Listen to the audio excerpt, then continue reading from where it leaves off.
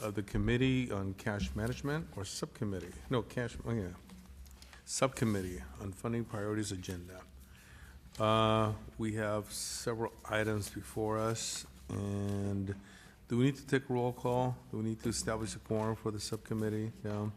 Okay, we do notice the absence of Mr. Harvey, who's probably still looking for parking spots in place. In my understanding, members, and I'll look to you for carry forward since I was not here last time around, but this is part 2 of this conversation. And I'd like to turn it over to staff to lead us through.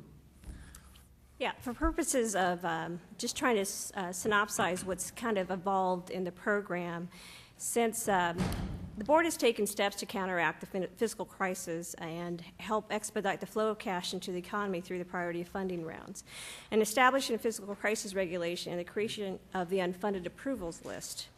And in early 2009, the state, this board actually decided to create some emergency regulations that would allow the board to make findings if certain apportionments were considered inactive to relieve school districts from meeting the various statutory requirements.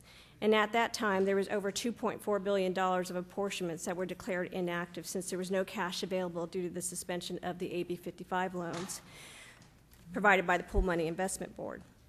And in March 2009, the board approved and took action to create an unfunded approval list, which actually provided the ability for staff to move forward and continue processing applications.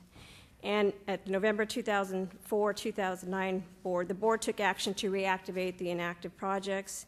And in March 2010, the treasurer sold $1.3 billion in cash. This ensued the cash management discussion. And in April of 2010, the board did provide $960 million in apportionments to the projects on the unfunded list based on date order received. With that, the board also decided with the residual cash, or $408 million, that they would create some kind of mechanism that obviously would create a sort of way of streamlining a process that establish a priorities of funding committee, subcommittee, and with that ensued the starting of the subcommittee meetings. The first meeting was held on May 2010. With that, the board did adopt the action of the subcommittee to create a mechanism to allowing projects that are ready to move forward to actually come in with a fund release request within 90 days to receive an apportionment. This created the priority funding to provide a viable way of accelerating cash and directly fund those projects within a 90-day time frame. And at the second meeting in July 2010, the board also the subcommittee also discussed the facility hardship projects and how they would historically deal with those projects. That action was adopted in August 4, 2010, where the board decided that to place the facility hardships on the top of the cumulative unfunded list at all times. The following action in August 2010, there was 2 board meetings.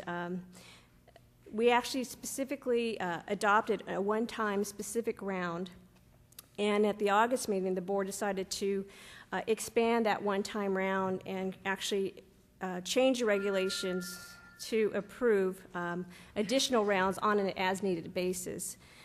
And at our third meeting in October 2010, we actually have presented some options to discuss the possibility of expanding the flow of cash to districts that are ready to request funds on the unfunded list.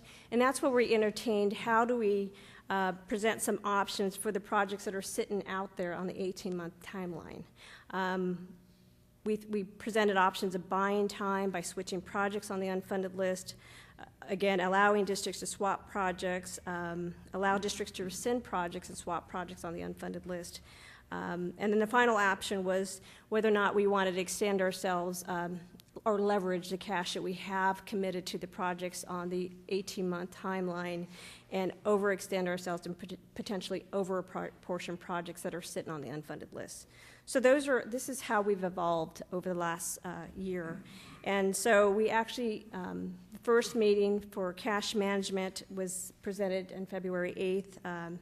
And obviously it was a sub of a subcommittee, and there were some options that were laid out at that meeting. And so now we're here to present kind of a recap of that meeting and also present some other items today that addresses the bond authority and the fiscal crisis regulations. So with that, I'll turn it over to Juan.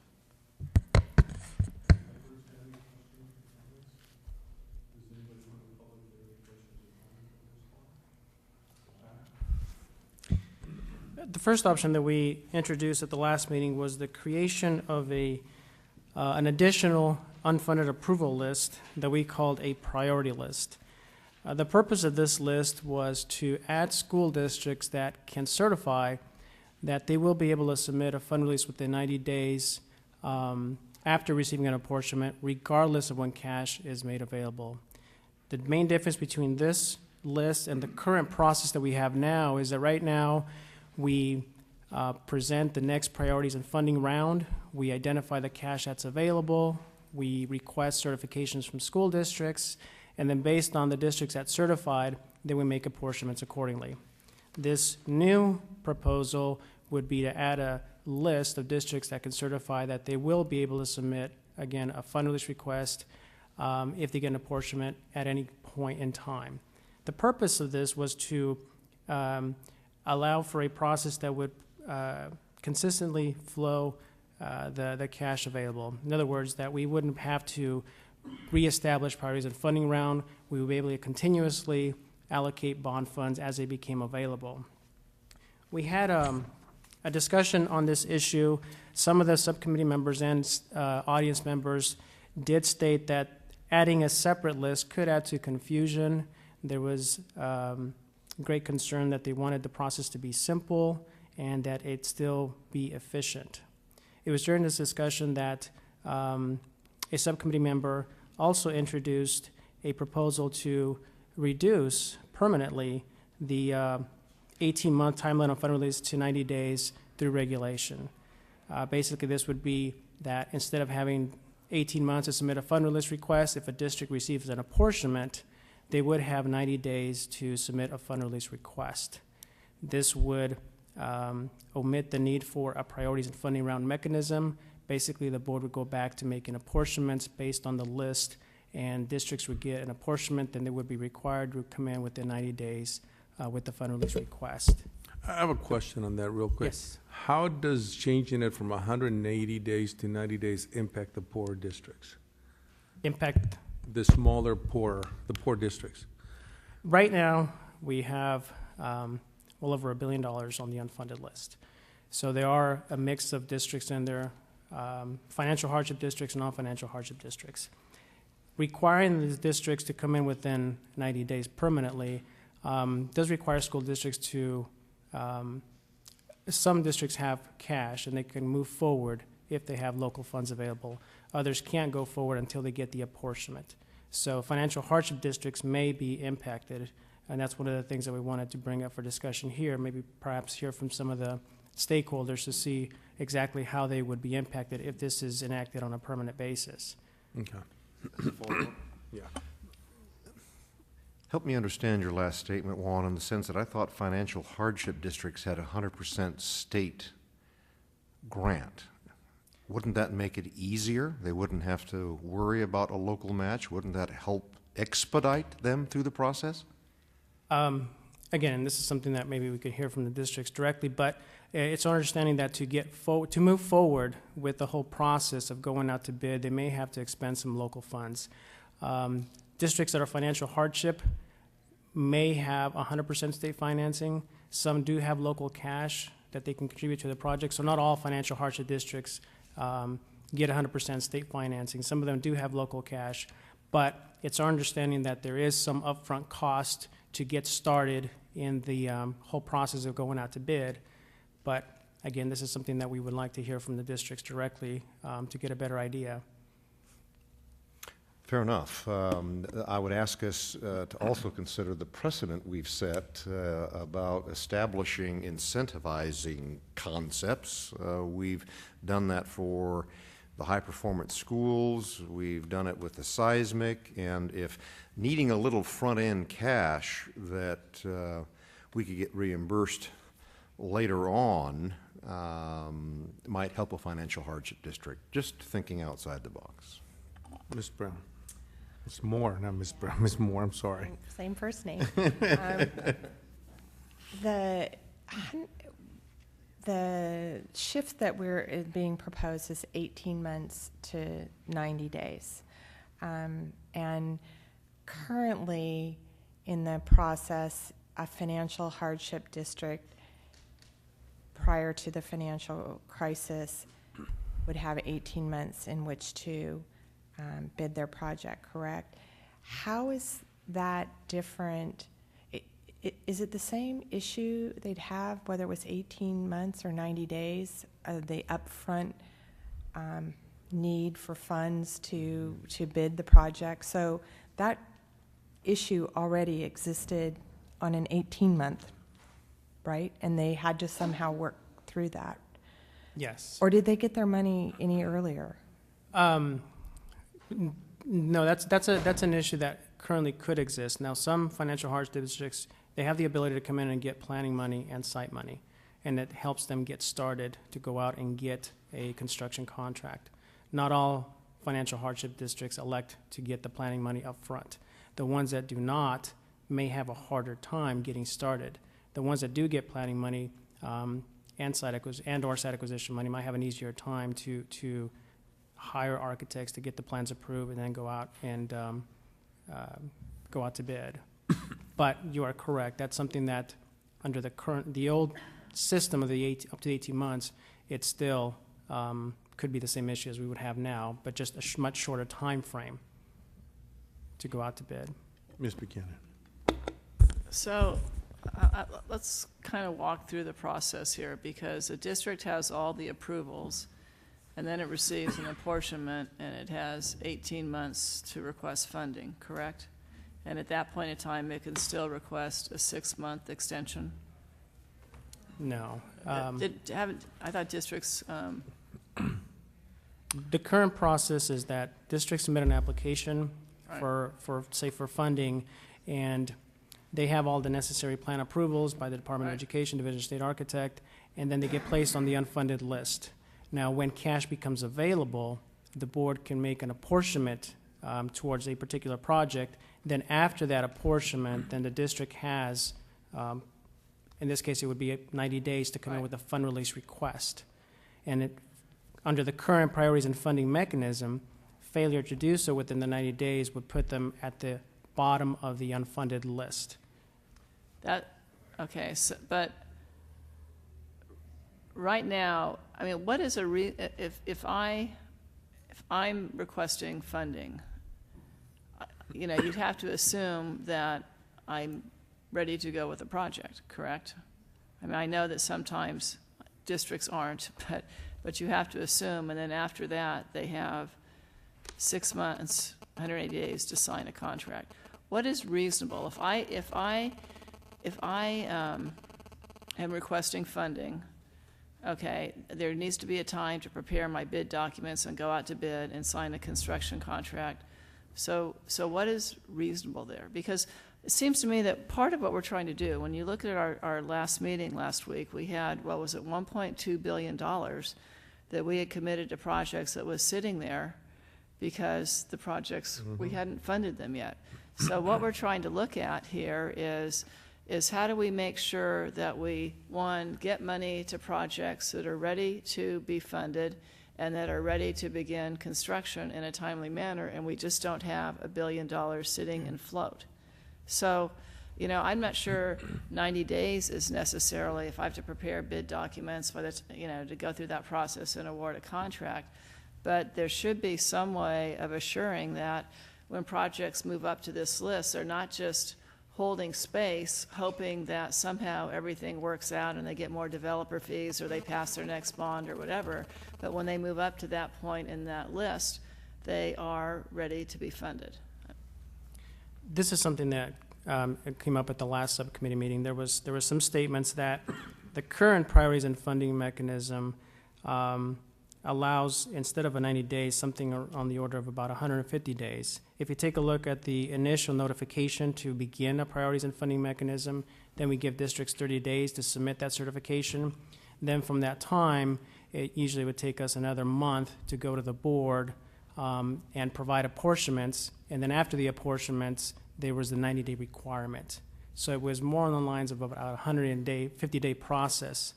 But that was something that was brought up at the last subcommittee in terms of discussing what is appropriate. Is it 90? Is it something other than 90 days? And of our float out there, that's the $1.2 billion, do we have any kind of statistics on how much of that is a result of projects that have been sitting there for 1 month, 2 months, 5 months? Do we have any idea? We do have it based on, the list is sorted by board approved date and then by received date. So we can take a look, and I think we have some projects going back as far as 2008. Actually, I have to take a look at the refreshed list, but we do have that list available. Actually, it's in our board books. I don't have that list with me right now, but you can tell when they were approved by the board, when they were submitted to the OPSC, and how long they've been on the list. Obviously, the ones that have elected not to participate in the priorities and funding have been there longer than the ones that have, because they get off the list if they get an apportionment. But how long, I mean, if they're there since 2008, how long can they stay on the list? Indefinitely, until there's Right. cash to back them up.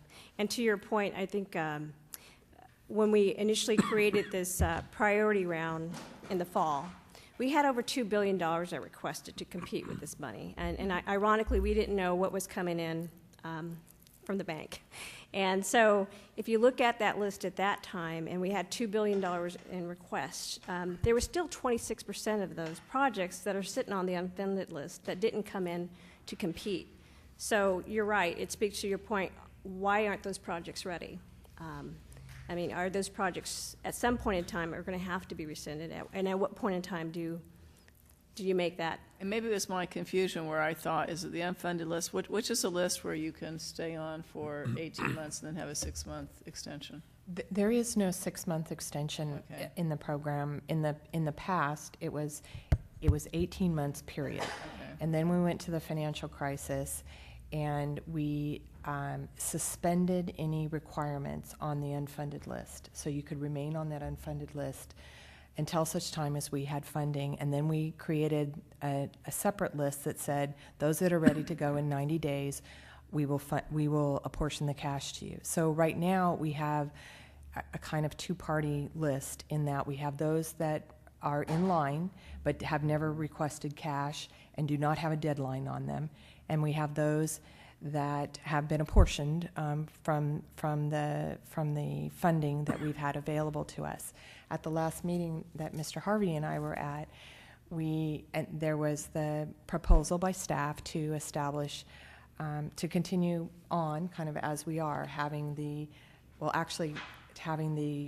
list that is there that people haven't moved off of, and then having a separate list for those that are ready to go at any point for 90 days. I was the person that talked about, why don't we just shift the culture and the list to, throughout 90 days, I think we're hearing a little bit about that, permanently, so that when the cash becomes available, we don't have to go through funding rounds that take a lot of staff time and take a lot of district time. Now, the downside of that is it's less flexible. It's less flexible to districts. Right now, districts have the greater flexibility of making the move when they are ready to make the move. But ultimately, those that are sitting on the unfunded list that haven't made the move are potentially taking up bond authority. So, Mr. Harvey, and then Ms. Buchanan again. Go ahead. Well, I simply wanted to go on record as well as saying, when we had our discussion last meeting, we intentionally had no votes. We held everything open. But I certainly endorsed what Member Moore had to say. I believe that kind of cultural shift is appropriate. Having a single list reduces redundancy and confusion, and the advantage of having a continuous appropriation takes 30 days away from this clock where the board has to wait and then take action. To me, it had a lot of sex appeal. It had a lot of advantages to us, to communities, to creating jobs, and to me, I'm hopeful we can have a consensus here to make that kind of a recommendation to the full board. I have comments, but maybe we ought to wait and let them go through options 2 and 3 and then finish our discussion? Does that make sense? But is the 90-day versus 180 a standalone issue anyway, regarding the other options? So that's Yeah. kind of your umbrella. Do you want to change regulations to go from 180 to 90 days, and then you deal with the other options? Well, actually, the first option is to change it permanently to 90 days. Option 2 would basically to keep the current process of priorities and funding That's mechanism. corrected. Thank you, Ms. Buchanan. Okay, go ahead. Ms. Moore, do you have any? It's 18 months, though, to 90 days. So Yes, I'm sorry. not Yes, 18 180 months, you're days. correct. But we're hearing some belief that maybe the 90 days is not the best policy decision if we're going to move in that direction, and maybe some more people can address us about that. Okay. Some of the issues that came out that we just talked about was the 90-day timeline, whether that should be changed to something other than 90 days.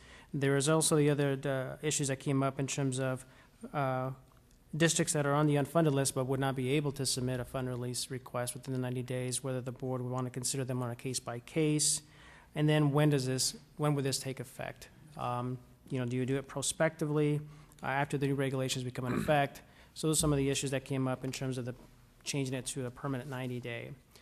Option 2 was basically to keep the current system. And again, the current system is of announcing a priorities and funding round, and then requesting certifications from school districts that they can come in within 90 days if they receive an apportionment. We identify the cash that's available at that time. But this option modified it a little bit to time the priorities and funding round a little better, and to identify minimum cash thresholds. So when do we want to announce the priorities and funding round? Do we align it with possible sale of a bonds? Do we wait until we get a certain amount of cash that's available? So this one basically changed the system a little bit to time it better with, when cash is available. We had a discussion about this. There were some issues raised about the amount of time and work, as Ms. Moore mentioned, in terms of staff time and district time to submit this, the new certifications. There was also some discussion about if we keep this system, whether we want to address the ones that Ms. Member Buchanan mentioned earlier, in terms of the ones that are on the list and have no definite time, they can stay on the list for a while. There was the comment that was raised in whether we want to plug the clog back in, if you will, for all projects that are on the unfunded list, that they have 18 months to come in and participate, and we give them the 18 months, but when we get down to the 3 months, we freeze that timeline and then require them to come in and submit a certification to participate in the next priorities and funding round. So that was a comment that was made, whether we keep the system. If we do it, then do we encourage all of the districts that are on the unfunded list to move forward by plugging the clock back in? So this was something that the committee wanted to come back and discuss when we had the full membership. That was option 2. Option 3 was a cash leveraging model. Basically, it would be providing apportionments in excess of cash available. The subcommittees, the members that were here didn't support this, but again, because there was no votes, we wanted to keep it on for the full membership to discuss. And then the last issue that we discussed was basically selective ordering based on the ability to provide full apportionments. What that means is when we don't have enough cash to fund the next project in line, what do we do? Do we offer partial funding? Do we wait until cash is available to fully fund the next project? We had a discussion on this issue. I think some of the members did consider that partial funding would be acceptable. But this was something that the subcommittee also wanted to bring back and have a further discussion with the full membership. Those were the options that we discussed at the last meeting. I'd be happy to answer questions on any of those options before we get into the new topics. Members? Ms. Buchanan? I have, my biggest problem is having $1.2 billion out there waiting for projects. And I really do believe that when voters pass a bond for school construction, they want to see the money utilized and their facilities upgraded as soon as they can. And so it seems to me, I mean, you could manage it on a cash flow basis, but clearly the Department of Finance doesn't like option 3. I mean, you could look at how much float you're going to have out there and never authorize more than your total bonded indebtedness.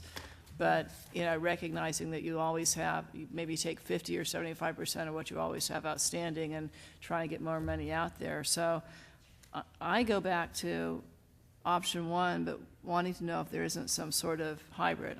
It doesn't make sense to me that projects stay on the list for 2 or 3 years. Either you're ready to move forward with them, or they shouldn't be taking up space. You know, there should be some time limit in which you say, you know, we're not ready to move forward with this project, and you resubmit it at a future date. I don't know, I mean, and I know that districts have to sign saying they're going to be under contract within a specific period of time, so I don't know what's reasonable, but I would wonder if there's some way we could have, you know, a little bit of the two, a list, and you know, the 18-month list, but districts could move themselves up, and similar to what we're doing with priority, but on a going forward basis, they could move them up to the list that's ready to be funded. And then when you get down to the 3 months, they're notified that they either submit the funding request or they, you know, drop off the list. But somehow we've got to be able to move money to projects that are ready to be bid and built, and not have projects just stay on this list for extended periods of time. Okay. Mr. Harvey?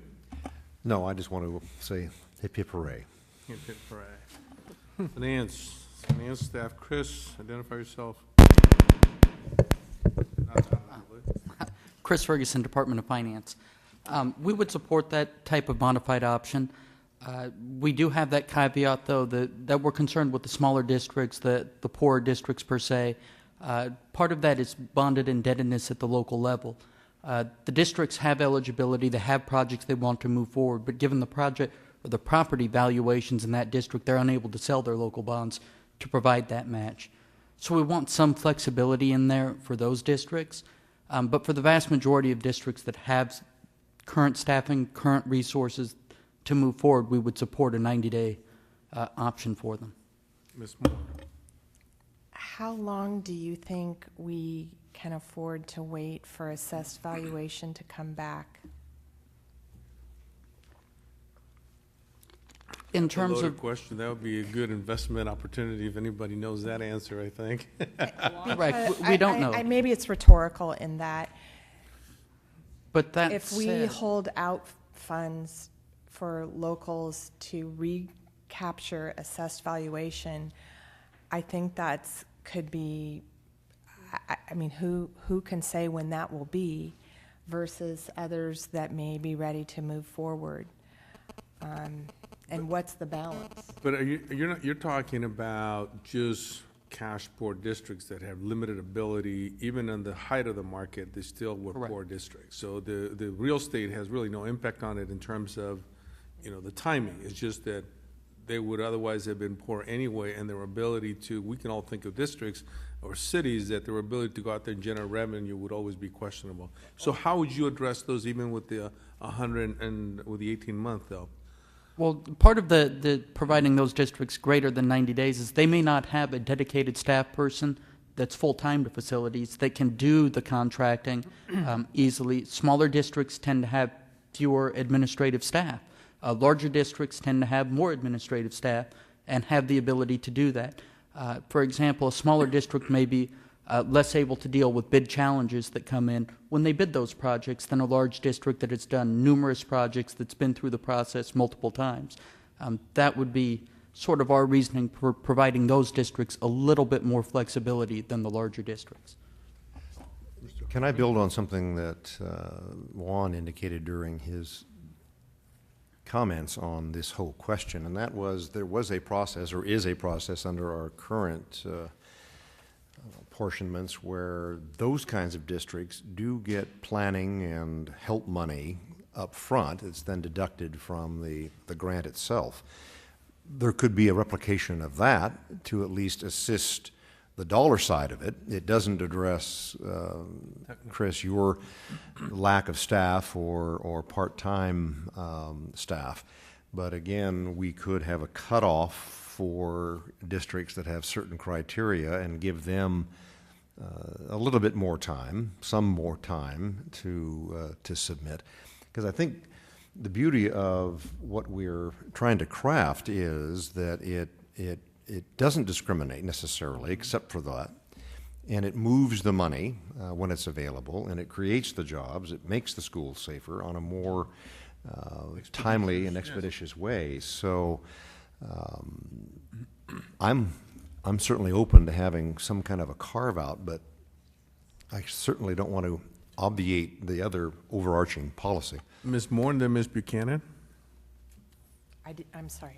Okay, Ms. Buchanan. If we had a hybrid, though, where they could move themselves up to the 90-day list when they were ready, that would then expedite funding for them. I mean, I would suggest that, on the one hand, there is a potential downside, assuming these districts are not getting upfront planning grants, which they should be getting, but there's a downside to them as well. Because if they're on this list, and you've got $1 billion in projects out there that have been funded and they're not moving towards construction fast enough, then every project, whether you're, a traditional project or a financial hardship project, every project is waiting longer to get funding. So it really depends on where you are on the list. But the whole idea, from my perspective, is not, that's why I'm proposing that sort of an A and a B list here, is that once you're ready to get funded, or to go to construction, those projects should be the highest priority to be funded.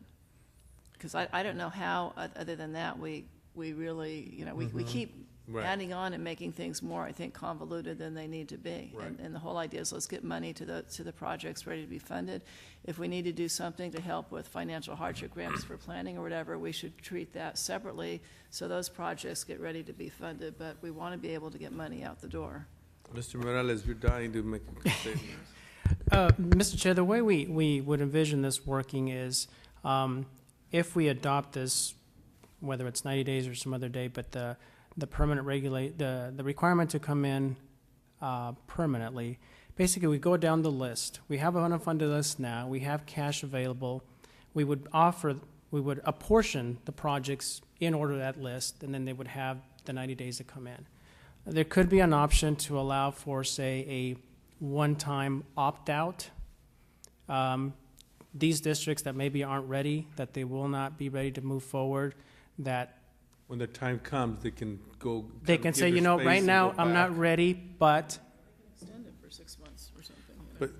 But they don't tie up the resources, though. They just kind of go back to some other place in line, not necessarily at the bottom of the line, but someplace in line, so that hopefully in the next round, they will then be ready to participate. yeah, the subcommittee can consider something like that to give those districts that aren't ready at least an opportunity. Yeah, one shot at it. So my rhetorical question to you is, if they've been on the list for 18 months and they're not ready, what? They'll never be ready. Well, I'm saying they're never going to be, but I'm just saying, what, is it the fact that what's holding up the project? They've 18 months all their plans have been approved, right? You're at the point where you're, theoretically, if you have the money, you're ready to go with it. Now you've been on the list for 18 months. What's more, what's going to change? And why not? Like I said, we can either continue doing what we're doing, or we can say you can stay on that list for 18 months. Within 18 months, anytime you're ready to be funded, you moved up to the A list, and those are the ones we fund first, and you just then move forward. There's more. Are you proposing that for those that are on the list now, kind of they get this, this deal, but that those that get on the list from now into the future, this is the lay of the land, and it is, whether it's 90 days, whether it's 150 days, that they're ready when funds come, that they're ready to go to construction? I think. Or are you still doing an A-B list? Well, I think Always. what I'm saying is that you can be on the list for 18 months, as you can today, but you create a second list that people move to in order, I mean, if you have 3 coming in the same day, I would put them in the order they're on the list, but you have a second list that says, you know, basically like your priority funding on an ongoing basis that says, I'm whatever, San Ramon Valley School District, and I notify you that I'm ready to start construction, and you move me up to the 90-day list, and we fund from the 90-day list. So that clearly the money's going to those districts that are ready to get the money out right away, but you're not losing your spot on the 18-month list. I see that. My only concern is this, and that's why I said it at the last meeting. I think the more lists we create, the more confusion we potentially have, and also the greater, you know, there's a greater possibility of mistake and error. I didn't get moved to the list that I should be on, and I'm on this, and that was my concern. I thought if we had a list, people knew what the rules were. The rules have had to change, whether it's, you know, we know that the 18-month world does not work anymore. What is the appropriate time? It may not be 90 days, but maybe it's 150, it's 180, whatever that time period is. That coming into the system, you know that, and that you can plan accordingly. It's a little tougher planning schedule because you don't know when the cash infusions are, but when the cash infusion comes, you have that time period to get your project out to bid. I'm concerned, and maybe, you know, we should just continue with how it's been a successful program to have the priorities and funding, but it does create additional work, and I'm concerned that we have all these lists out there that are hard to track and to know where you are and create, I don't know, potentially create confusion. But there's going to be an interim time period of the projects that may be sitting on the list that haven't gone for the cash yet, that they need some additional time to create their status. I'm interested more in a shift into a permanent culture of how does it work now? It looks like I have a gentleman out there from the public who wants to make a comment. So if you want to grab one of those microphones, go ahead. I want you guys to know I've got the answer. Okay.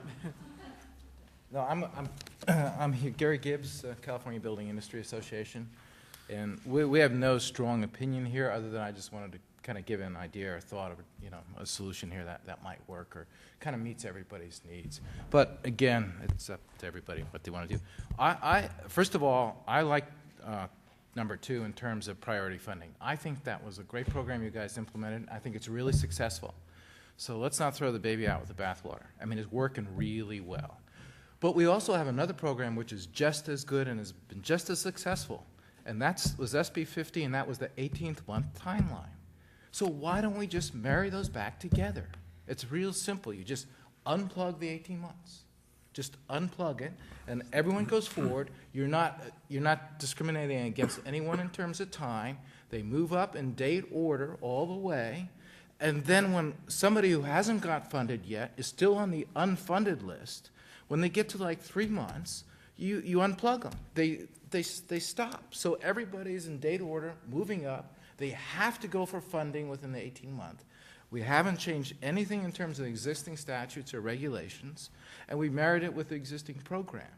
And so I think that could really work. And what we're creating here on the other side is, I did do some numbers. You have, for example, $160 million of applications sitting there on the unfunded list that are 18 months or more. You have $70 million, that's 3.5 years or more on the unfunded list. And so my bigger concern is that districts are going to go in, they're going to file for an application for apportionment, knowing that they don't really have to be funded in forever. And they'll just sit there in that line in order. So somewhere, if you unplug it, you create the integrity and maintain the integrity of the whole program. Everyone knows now it's 18 months going forward, and that when the next funding cycle comes in, if they've hit that 3 months, they're going to be funded or they're going to be rescinded. And we need to rescind the applications. We've destroyed the integrity of the program, I think, by allowing people to go to the bottom of the list. Either they build the school under the normal program after 18 months. If they decide not to build the school, that application is rescinded, and they have to go they go off the list and have to start again. There needs to be a penalty for those people that are gaming the system. So anyway, that's just a thought to try to make it all work simply. Mr. Morales, do you have a comment on that? That was part of the proposal that came up last month, and is part of what we have outlined today.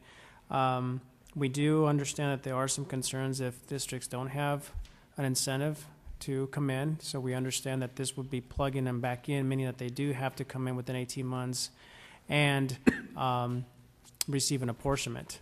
The other thing that we also recognize is that projects that may not be moving forward are taking up scarce bonding authority.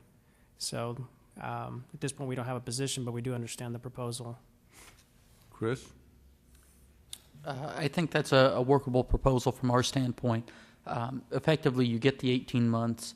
It draws down to 90 days. At the point of the 90 days, when the next funding cycle does occur, it's use it or lose it effectively. Ms. Moore? You still have are you proposing, how would you move from the unfunded list to the 90-day list? Do you still have to take an action to do so? So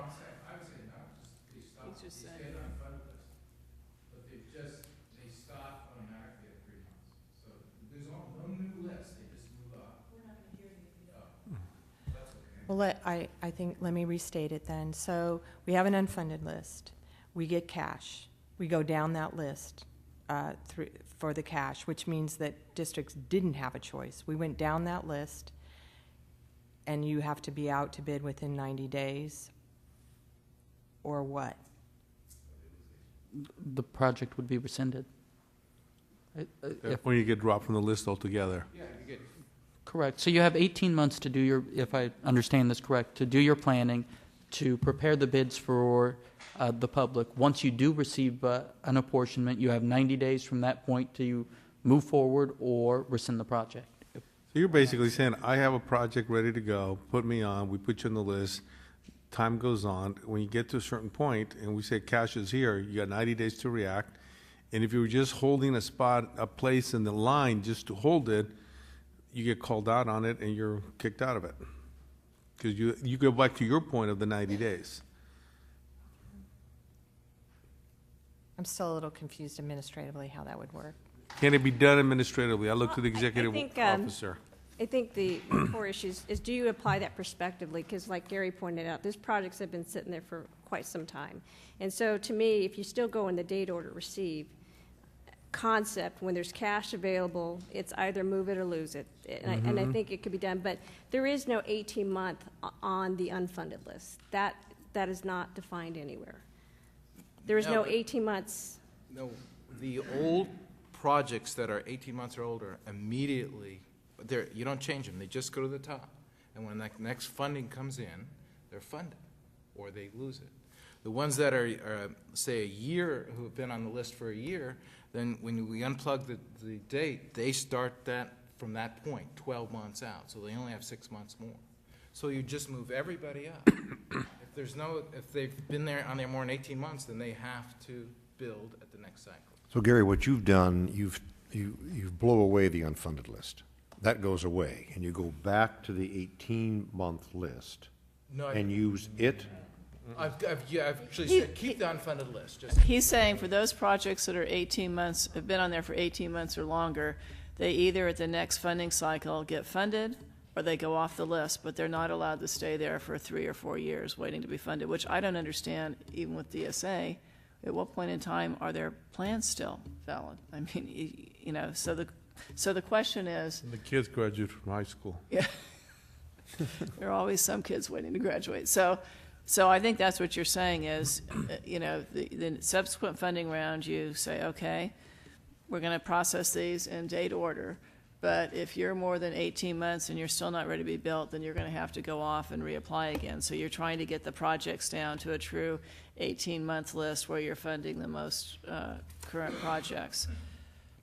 And then those, for example, that are And, filed an and application for a portion 12 months, their clock is unplugged too. So they then only have 6 months. so then, are you did I also hear you say that you would change, currently they have, what, 180 days to go out and bid and sign a contract? You would keep that at 90?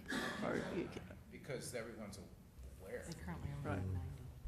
I like the 90. It's Okay, working. 90, okay, right, right, under the price. Ms. Moore? What if I'm a project that has been on the list for six months? So all the 18-monthers are ahead of me. Everybody's ahead of me until 6 months. And you come down to me to get funded. What are you saying? I have a choice to sit there for another 12 months and skip over this funding round, which somehow I have to communicate that to that's what I'm talking about administratively. How do I have to communicate that. Currently, we have a priorities and funding round, which was successful. And it said, tell us in 30 days whether you're ready to go in 90 days, essentially. And so I'm just waiting to hear administratively, how would you handle someone that's not ready to go, but they're not an 18-monther that has to go? That's something that we have to work out. And one of the examples I was going to bring up is the board has modified the list to move facility hardships to the top of the list. So you could have a facility hardship project that was recently approved by the board. It hasn't been there very long, but technically they are at the top of the list. So we would have to come up with a mechanism to address those projects that they're recently approved by the board, but the board considered them to be health and safety projects, and they wanted to get priority in terms of cash being available. So that's something that we would have to work out.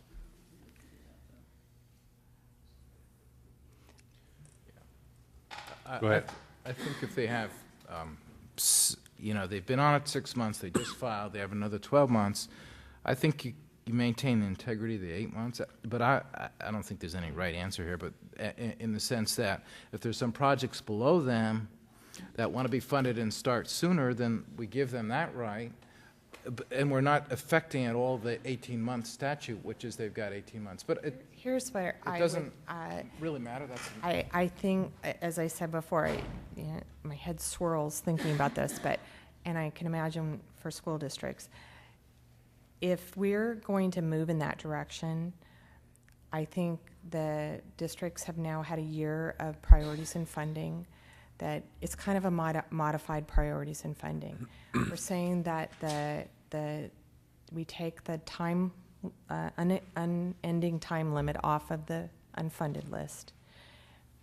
You're saying place it at 18 months, and then we still have priorities and funding. So it's an opt-in game, and if you are 18 months out and you don't opt in, you're out.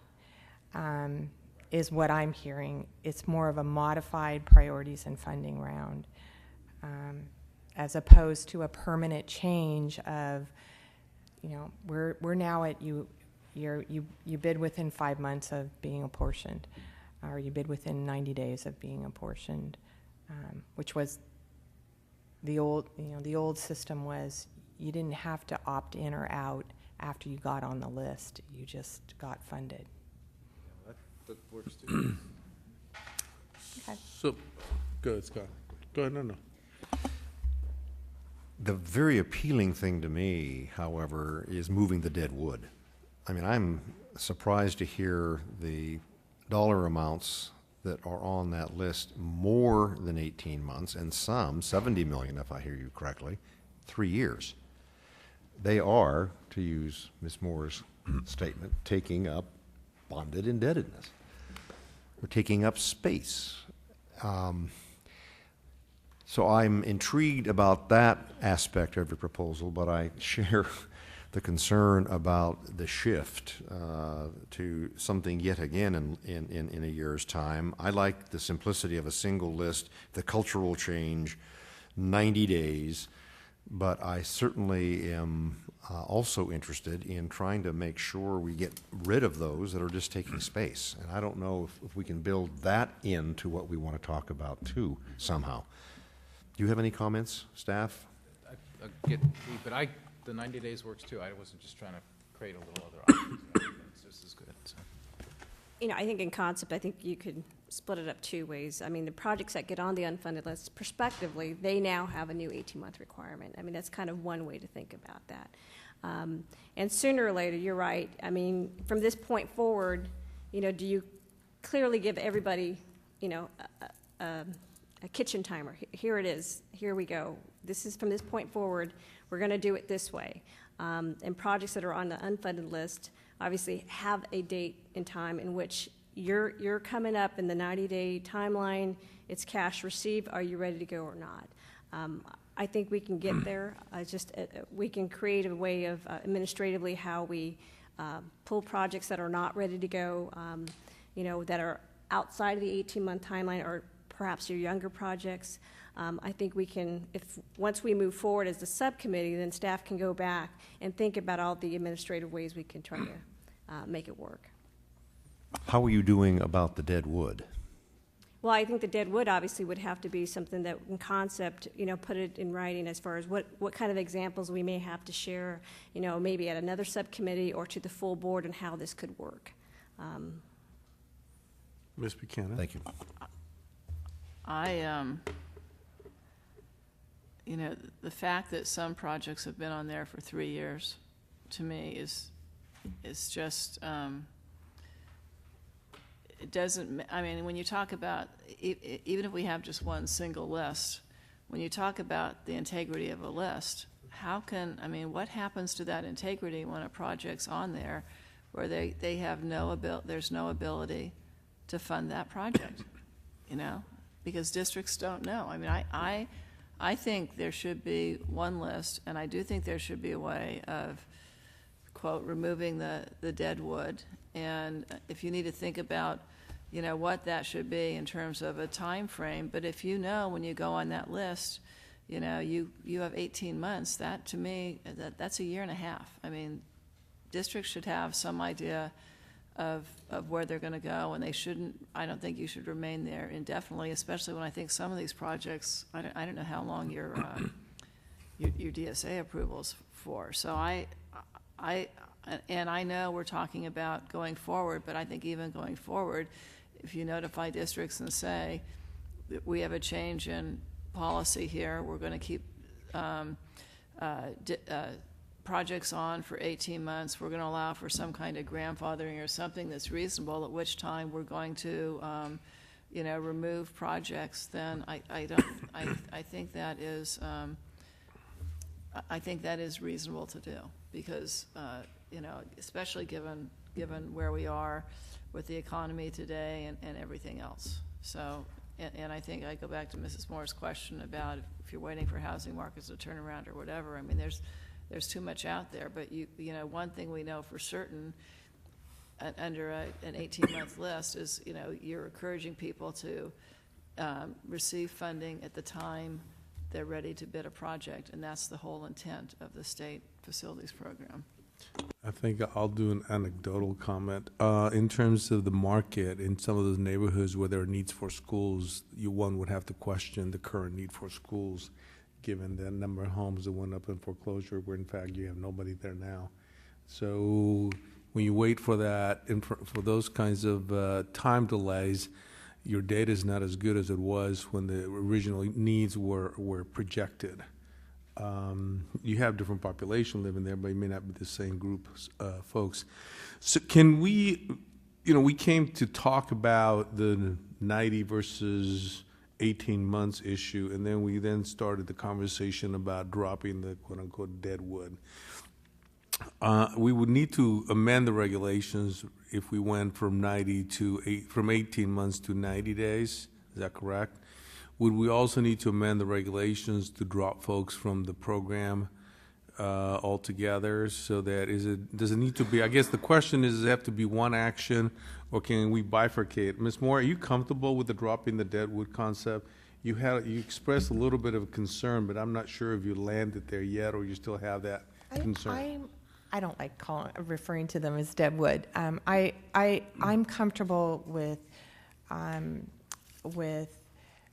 ending an unending list, yes, because I do think that either the local district is able to move that project forward or they're not. And if they're not able to at this time, allow a district that is to move forward and get back in line when it works for you. Yes, I think we should give them some time to, to be knowledgeable of those kinds of decisions. So I'm Okay. You're comfortable with dealing that with both then. dealing with that list because Okay. they are taking up bond authority, and I think bond authority is going to become very valuable. Okay. The question I have for staff is, I'm sensitive to the issues that finance raised in terms of the smaller, less technical savvy districts. For instance, we know of a district who had a person at the last state allocation board meeting was able to come up and say, let me make a call and see whether or not we can cut the deal. Smaller districts don't have those level of resources, let alone the level of resources to provide for this. And I understand that we don't want to delay the process. I mean, they need to be able to come up with something, and whether you give them 18 months or 90 days, they still have to come up with something. Would there be a process whereby we could protect those small districts? And I don't know what that definition is of a small board district. I mean, I'll look to you for the experience in identifying, because if we go this route and we keep this smaller districts off, we will never hear from them because they will never be on the. But the small districts are on that list now, right? They're on a list saying that they're ready to be funded. These aren't districts that don't have the ability to get their projects to the list. We're talking about the projects that are on the list. So if you Okay. want to help districts get to that list, then we should have a better way of, or maybe a different way of dealing with financial hardship to give them that planning money up front. But these are small Ones that districts. say they're ready to that go, and have that's what's on the list. And maybe it's taken them longer to get there, but now they're there waiting for their funds, and they're at the mercy of a list just like everybody else. And what we're trying to do is be able to move the Clean money that to the list and move it projects that are ready fast. to go. Chris? I understand your concern. I just note that you have some of the smaller districts that may not be able to meet the 90-day certification. They can move forward with the project. They will move forward with the project, but they may be uncomfortable as it is, assigning a 90-day time. Right? Ms. Moore? I hear that, and in fact, after the last board meeting, I just asked around a bit about, okay, what, if it's not 90 days, what is it, and why? And part of the input that I got back is because of the incredibly competitive bid environment that we're in. There are times that there are more times now than there were in the past that we have bid protests, and bid protests take a little bit of time to work out. And I'm wondering if we're going to if we're considering a permanent change to our regulation from 18 months, and one that we don't have priorities in funding anymore, if maybe it is more appropriate to say 150 days. And so we gave them a little more time. Those smaller districts know, all districts know. Smaller districts had to deal within the 18-month time frame previously before. We didn't give them an exception. We didn't give anybody an exception. So if we shift the time frame in which everyone has to go to bid, let's pick the best one, and perhaps it's 150 days, as was, I think staff expressed the actual time of those priority funding rounds really come out to be 150 days. So I mean, that's food for thought. My only comment would be, I certainly see where you're going. I have no major heartache, but could we not take 30 days off that clock? Because we had the 30-day timer as we waited for our monthly meetings to make the apportionment. And if we're not having to wait for that stage, could we not condense it somewhat? Another thought. I have 18 months, I get 150, 90, 120, I'm actually 120. really interested to hear what school districts have to say, and if any school district can provide their insight, I think it's relevant to the discussion. I think we're at a point where we'll take public comment, because you've heard where we are on this, and if you could share with you what it is that if there's anybody here that wants to comment, you're welcome to come up, please. Okay, we need to make one single line, please. Ms. Moore. Okay, So we toyed with the 90. We toyed with 150 to address the smaller districts that may have an issue. We then went back to potentially 120 days. It is clear that everybody wants to walk away from the 18 months. Yes. So I will entertain a motion, and all this is a recommendation to the entire board. It is not, it's still up for discussion at that level, but at least we can go forward with a recommendation by the subcommittee. Is there a motion for 120 days? I would move 120 days.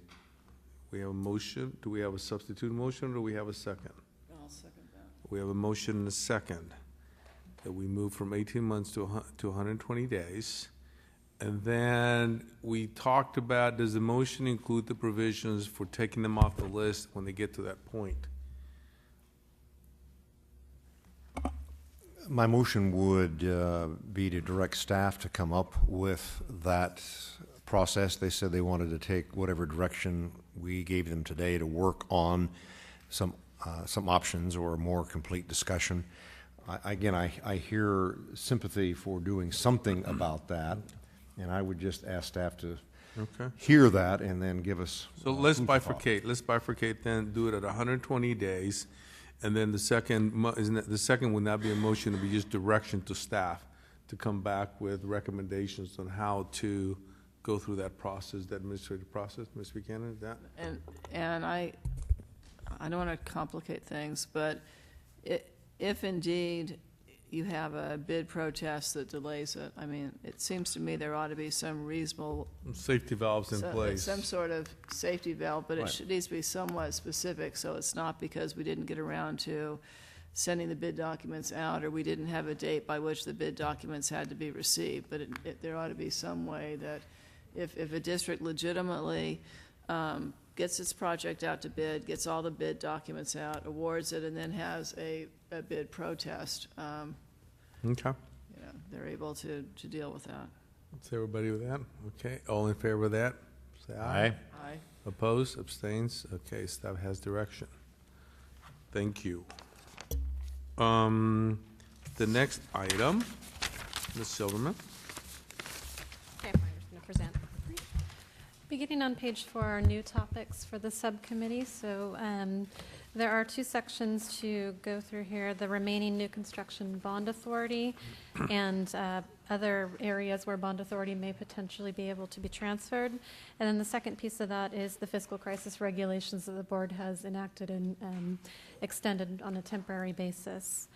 With regards to the remaining new construction bonding authority, it's come up a couple times in the discussion that as this account is being depleted, there may be other areas within the school facilities program that board members wish to look at moving the funds from one place to another. So we've focused in this item on the 3 accounts that have the most bond authority remaining, and that is the seismic mitigation program, the overcrowding relief grant program, and the modernization program. Now, what we've done in this item is we've outlined the amounts in those programs. Seismic mitigation currently has about $194.8 million in unused bond authority. This bond authority could transfer by board action because it was an up to amount in the bond language, so the board did set how much was going to be within this program. And however, this program has been going through changes recently at the board. The board has been refining regulations back in August 2009 to increase participation, and recently some studies were done with $200,000 that was made available from the Seismic Safety Commission to evaluate buildings considered the highest risk to look and see whether or not they qualified for the program. So those evaluations have not been finalized yet, so that information is still forthcoming. But that would be a policy shift that the board could consider, is transferring some of those funds back into the new construction account. With the overcrowding relief grant and the modernization programs, both of these areas would require a legislative change to move the funding. 2/3 vote by the legislature would be necessary to do this. The overcrowding relief grant program has about $459 million available. The board has taken previous action to evaluate the program after the next filing round, which is July of this year. And We have had participation in all of the rounds so far, but we have not yet exhausted the funds available. Again, this would require legislative action. In modernization, we have $894.4 million in unused Proposition 1D bonding authority, and some questions to consider there would be if there's need in the program or whether we want to move this to new construction. Again, it would require legislative action. So we've put this out there for discussion as far as whether the board wants to entertain and looking at any of these programs at this time. We could look at more research. There's a number of different directions you could go on this, and we'd be happy to answer any questions that we could at this point. And if you'd like, we could either stop there or go on to fiscal crisis regs. Mr. Harvey, and then Ms. Buchanan. I just looked for Well, the I would lights. say in order, on the seismic, I would recommend that since at our last board meeting, direction was given to convene a seismic working group to take a look at whether there are additional changes we can make to those regulations to move the money. I think clearly when the voters passed 1D and when AB 127 was passed, there was a commitment made that we would go after the school districts and school facilities that were the worst of the worst, and we make them safer. And I'd certainly like to let it run the course a little longer at least. But the appealing thing is it doesn't require legislation. The other two do, and my proposal in those that require legislative change, I think that's very problematic. I would defer to others who are in that arena, but I think it's problematic. I'd like us at the appropriate time as a board to have recommendations from you all on how we can expand the definitions of use in these categories, so that by changing how the money is applied, you draw it down perhaps because you've created more opportunities for use. Some things I think about in the modernization, for example, is allowing solar panels to be paid for in this category, or to change the requirement now that it has to be literally on the same footprint to say, under some circumstances, yet to be determined, we would allow for expansions or additions to that footprint. Do some of those kinds of things, or bring us those kinds of concepts, believing that if you liberalize, if I can use that term, the kinds of activities and things that are funded, you may draw those monies down and therefore not require some legislative action to move them. Ms. Buchanan? Okay, I had another member call me on the seismic.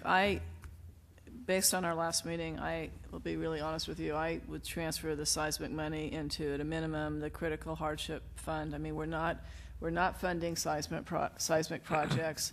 You know, when schools are modernized or are, you know, you build new schools are all built to those standards. The funding for the seismic is 50%, the same as for the critical facilities. So I mean, it seems to me that let's simplify that, the facility hardship. Let's simplify that and put it into one fund and not keep studying it, because it's been there. We funded one project and clearly it's not meeting the needs. So that's where I would be going on the seismic. On the overcrowding relief grant, I have to be honest with you. I would love to see that money shifted into new construction. And when I take a look at the overcrowding relief grant and the one that was did a couple meetings ago, frankly, I was sort of surprised that, you know, a school could have portables added, boundaries drawn such that the school is overcrowded, but without any regard as to whether or not the overcrowding exists either in the high school attendance area or the district as a whole, which is how you determine eligibility. So you can do that and get eligibility for a school when, if you take a look at the area, you may not need that. And, you know, a lot of your portables came in with class size reduction. And, of course, we know that with that program, schools are utilizing fewer classrooms because they're not able to fully maintain the class size reduction program now. So if you're dealing with overcrowding, that means you want to add new classrooms. So it would make perfect sense to me that we transfer that money, even if we need to ask for legislative concurrence, into the new construction program. With respect to modernization, my suspicion is that districts are going to be requiring more modernization funding in the future as much as new construction, because given the fact that enrollment isn't growing in all districts and we have some schools that are old, I, at this point in time, without having more information on what we think the future demand is going to be for modernization, I would be hesitant to move that money. Ms. Moore? On the 3 items, I would be deferential to the committee that, I mean, as a board, we did say we would establish that working group, and I would give them the opportunity to provide that feedback one last time, and then I probably would be in the same place. The committee on seismic, or what committee? We at the last board meeting said I think gave Ms. Hancock a charge to have a working group to look at that. So I let them complete that work and then see where we are with that. But we have struggled with seismic for some time. And I think the next fund that I would look at for it is facility hardship, where perhaps it could be utilized on seismic projects. Secondly, on the overcrowded relief grant, would be open to that shift, but it's a legislative shift, so it has to have that type of activity. And then thirdly, the modernization, I, like you, would not be open to that. I think that is going to be the area that we have the most need. I'm more interested in a better modernization program that modernizes for educational purposes together with systems and access purposes. So that's where I am. Let me just add on the modernization, even though I share some of your concern. When it comes to solar, we could eat up all that money really fast and not really do anything to improve classrooms. And school districts are entering into power purchase agreements and using their utility savings to fund those power purchase agreements. So, you know, what's critical to me is that we're making our schools safer and upgrading the actual physical structure. Not that I don't believe that solar is not important and we shouldn't lead with that example, but I really do think it's important that it goes to actually modernizing the classrooms. I wholeheartedly agree. I was simply listing things as examples without endorsing as a way of getting us to think outside the box on that question. Yes, Ms. Moore? Do we know how many seismic projects are in the works? Well, with the evaluations that just were completed, there's a number, and we're trying to draw some estimates from that particular number. I think we actually have one in-house as we speak now. I don't know the specific dollar value on that particular project, but just on the evaluations alone, I think there was about an estimate, 60 million potentially that could be used as a result of those recent evaluations. So that's just a ballpark figure, but we needed to fine-tune some of our estimates, but there could be a drawdown to some extent based on those recent evaluations. Thank you. Okay. Does the staff need to answer any questions from the board members? Does everybody understood where board members, we're not all on the same page on this, but okay. Yeah. Is there any comments from the public? Okay, so back to, then let's go take one at a time. On the seismic, I got the impression that folks were okay with transferring to, Ms. Moore said to let the working group work on this. And you said, working group, Ms. Buchanan, are you amenable to that? I'm absolutely amenable to it. If anything, I would just give direction that we're interested in coming up with a solution or transferring it to another fund where we actually will have construction occur that meets the intent of the program. So we need to convey that to the working group that is, I believe, is being headed by Ms. Hancock, Senator Hancock. So we can do that. So we will take no action on that other than to provide. On the overcrowding relief grant, to do the transfer does require legislative action. and there appear to be some comfort level in that. I will abstain from that. I'd like to see, as anything else, all legislation that has any kind of fiscal goes through finance. So I'd like to see the whole picture when it comes to us. So I will abstain from that, but I'll certainly entertain a motion on that. To recommend legislative action, you'll need to, I assume that that's what the committee wants to do. All this will need to go elevated to the board. I just want to be on the record as not being committed yet to that legislation, whatever it may look like. And I know how many times I've been told that we in the administration do not have positions until the governor has a position. I also will simply encourage us to elevate it, but I will not vote on it. So, Either. since we will not have a vote, then why don't we elevate it to the board as a whole?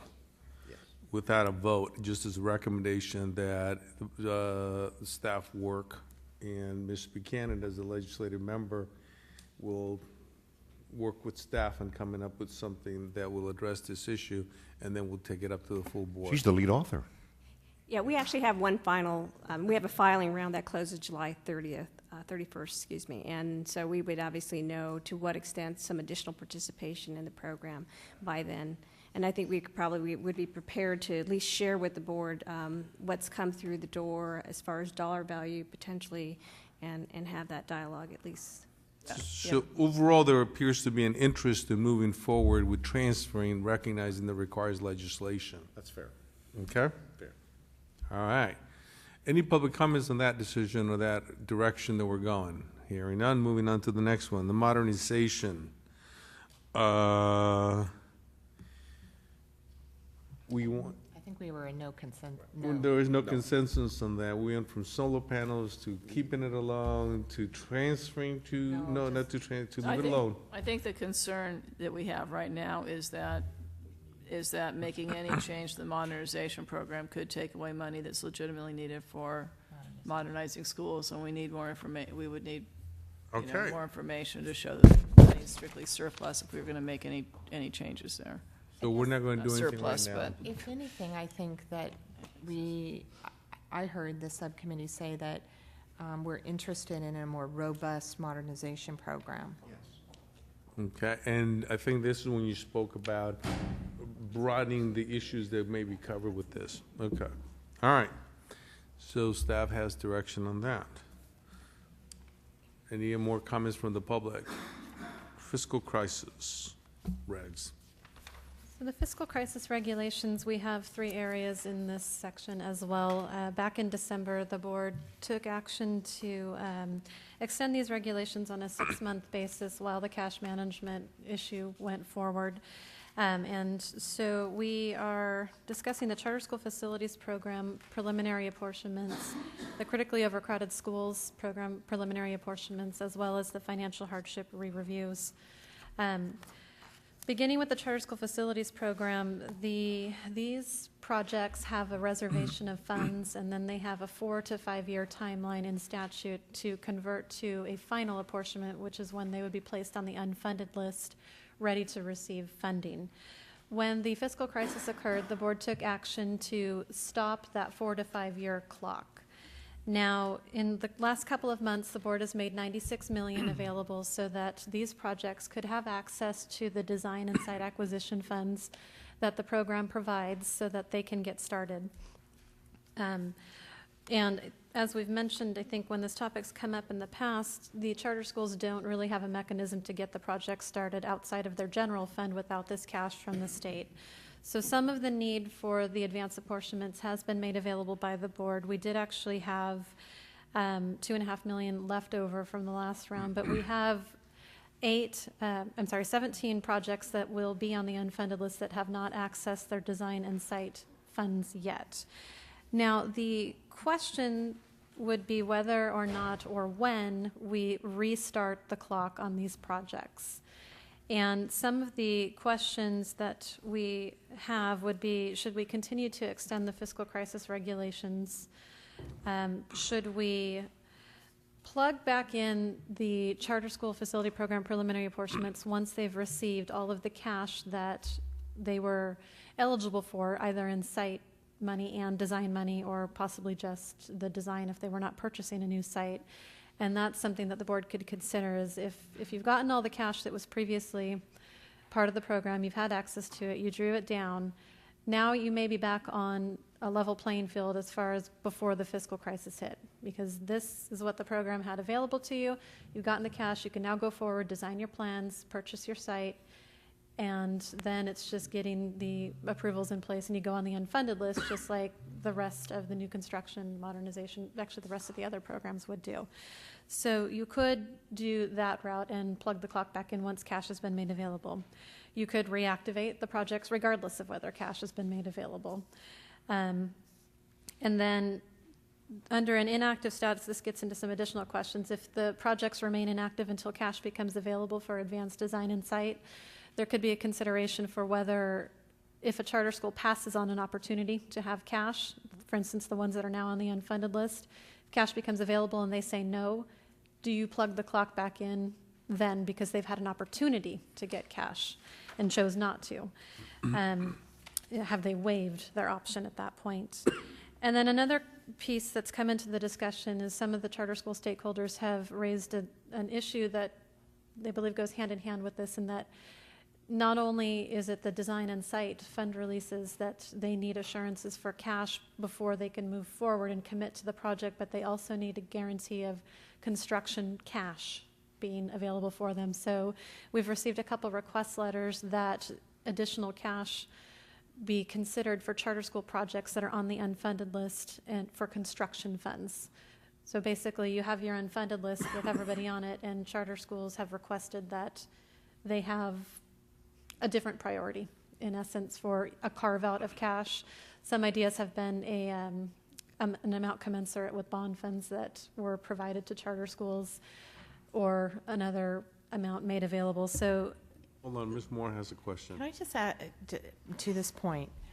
Haven't they been able to compete in the priorities for funding? What would preclude them from doing that, and why would we carve out special for them any different on construction? I understood site and plan, and I hopefully have taken care of that, but why would we do different in terms of, because they've had access to the cash as well? right, they have been eligible for priorities and funding once the project goes on the list, but they are at the bottom of the list. The reason that I have heard was that without knowing that you can go forward, folks don't want to necessarily start and invest the time and effort and perhaps some of their own funds in the project. We've had people that have moved forward. They've been on the unfunded list, they've competed in priorities, and they've gotten funded through priorities. These are requests from folks that haven't gotten to that stage yet, but I'm not sure, we may have folks in the audience that could provide more insight onto that. We're relaying what we've been hearing. Is there anybody in the audience that can shed some light on that?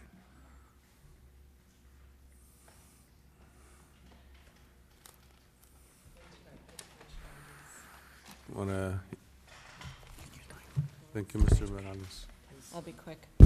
Ana Ferreira with the California Charter Schools Association. I think it's been explained fairly well. It's a timeline issue because they have a different funding mechanism. I know that there's continuing discussions on this item, and that those discussions will continue. We do appreciate the decisions that the board has made up until this point on the other two, not new construction but modernization, and I know that those discussions will continue as far as the time frame is concerned. I think that what I was hearing was that there was a 1-year time frame that was being discussed. Ms. Buchanan. I have a question. I mean, this is such a shift to reserve both planning and construction money at the same time, which potentially ties up, more funds that end up being, that aren't used. But how do you know how much you need for construction if you haven't completed your planning and gone through your design phase, your constructability reviews, and all of that? Is anybody? What we potentially would have is the preliminary apportionment amount. In some cases, it's a maximum amount, and projects can come in under. We have different different funding models for the different preliminary apportionments. So we have some that come in over the preliminary apportionment and some that are in effect capped at their preliminary apportionment amount because we don't have any additional bond authority. But it's not until the point of the final conversion when they've actually done the plans that they have a true number assigned I've to gotten the the project. planning grant, and I'm saying I don't want to go through with the planning grant if I don't know construction money is going to be there. But if I haven't completed the planning process, anyone who's been through a construction, I mean, it's very difficult to estimate even the cost of a project until you've gone through that process. So one is I understand everyone wants that certainty, but one is that's tying up money from other charter schools that are ready to go. But two is, how do you even know what you need if you haven't gone through the planning process? That's the whole reason of accelerating the planning grants, isn't it? Sir, you have other, want to shed some light here? Thank you. Mr. Chairman, members of the board, my name is Jim Bush. I work for a company called School Site Solution, and we represent a number of charters and regular school districts. To answer your question, when the preliminary apportionment was made, the charter estimated how many students they would be eligible for, so they have a pretty definite knowledge of how much money they're eligible for construction back when their apportionment was made. So they're working within that framework. The amount isn't going to go up. So you're talking about just the grants, you're not Yeah. talking about any land or anything else, okay. That's right. The land is calculated separately. But so they want their grant money, their student grant money reserved, even though sometimes the grant money covers 50%, sometimes it covers more, sometimes it covers less of construction, even though they don't know the total cost of the project. Well, I think there are some charters that have actually progressed down the road where they're pretty close to coming out of DSA. And some of these charters date back to Prop 55. So to come out of DSA and then get to the bottom of the line after they've been working on the project so long, they think that's unreasonable. One suggestion that I've thought about is when the state does sell some bonds, that a portion of that bond sale be reserved in sort of a percentage to the allocation that charters were reserved in the bond. There was $500 million reserved in. And there could be a small portion of that next bond sale reserved for charters, and let the charters compete amongst themselves based on some type of percentage. And I think that might be reasonable for them. And I think there's enough charters that they could do that without having a lot of money left over. Can I ask something interesting, your comments on this? Sure. First, to clarify Ms. Moore's earlier comment, there's still another $90 million needed to fully fund the site acquisition and design costs for charter schools within this program. We would support potentially moving the charter schools to the top of the list or just below the facility hardships in terms of these projects have been on the list. They've been waiting for an inordinate amount of time. They've been unable to move forward. It's been 4 to 5 years for many of these projects. We would support moving those up and providing funds to them once the next bond sale does occur. Would you support the bifurcation so that you have whatever if you take the ratio of the $500 million to the total bond, so you create a charter list and a non-charter list? I think we would be neutral on that, but ultimately we would support moving the entire projects up to the top of the list, as these projects have been waiting a much longer period of time than any other projects on the unfunded list. And why aren't they up at the top of the list already? They received preliminary apportionments and were unable to convert those to final apportionments because they simply didn't have the funds to acquire their sites or design those projects. So it would be based on the preliminary apportionment date for planning if they came in for construction. Is that what you're talking about? Yeah, we would support that. Well, we have a charter program in which charters were, that program allowed for them to receive a reservation of funds at preliminary. So if they qualified for preliminary, They, in essence, had a reservation from the authority, the 500 million.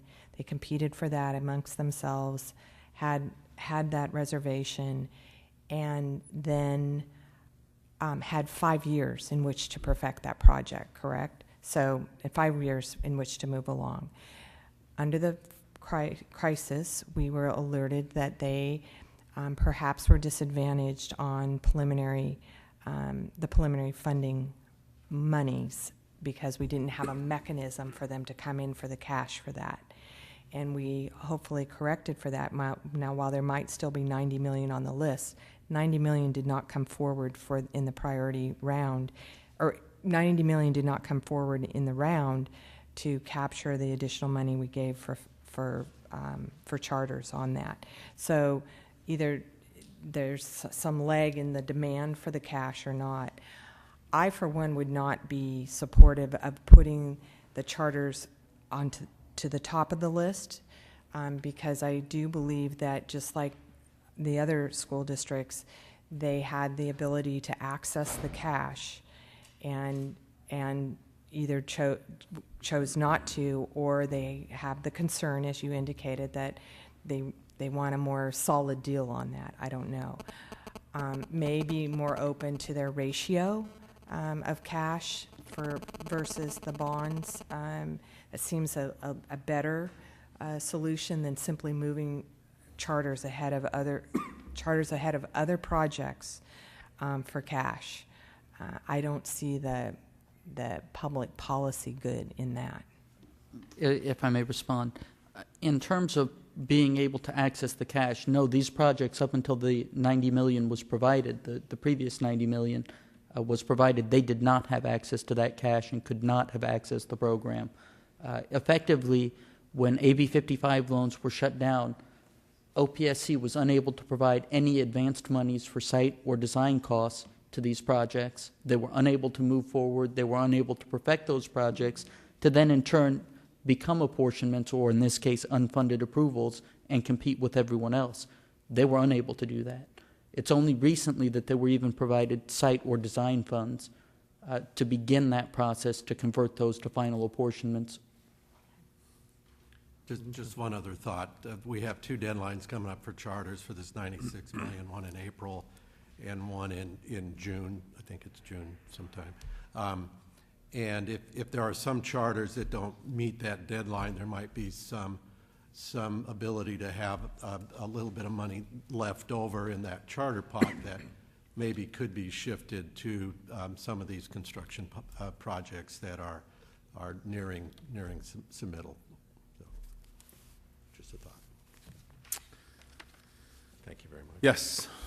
And with regards to the statement about the cash returning to the program, the board did specifically request that staff bring back an item to handle any of the cash that could then be available for other purposes. So if cash does return, if we could also take the item back at that time per the previous board direction if there's no recommendation or decision based on this subcommittee. Okay. Is there an interest for the charter schools to go back and provide for design and for site and design cost?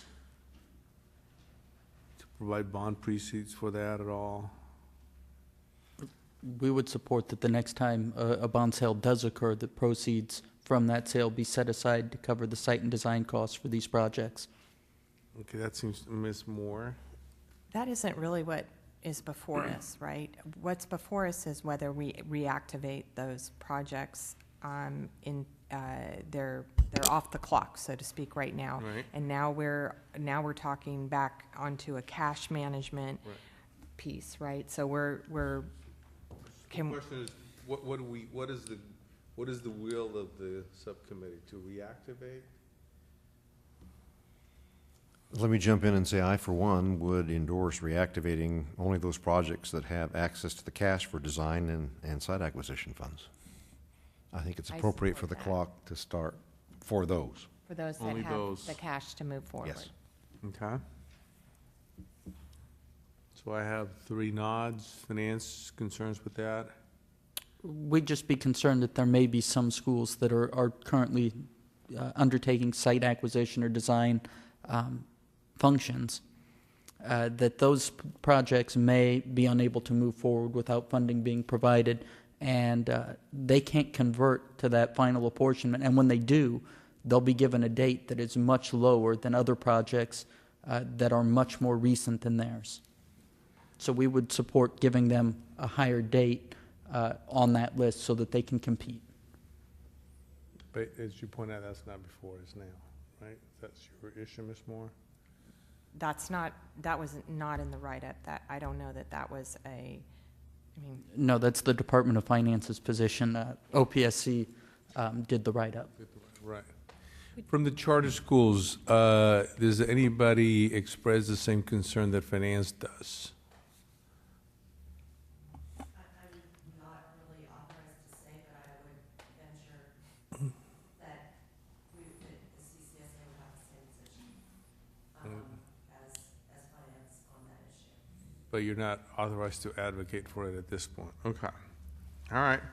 Well, can we direct staff to add that to the discussion when it goes to the full board? We may not have it before us, but it does tie into the question, and it has been raised by finance. I, for one, don't know where I stand on it, but would certainly like the full board to have an opportunity to debate it when we talk about this regulation. I'm okay with that, and with more information around it.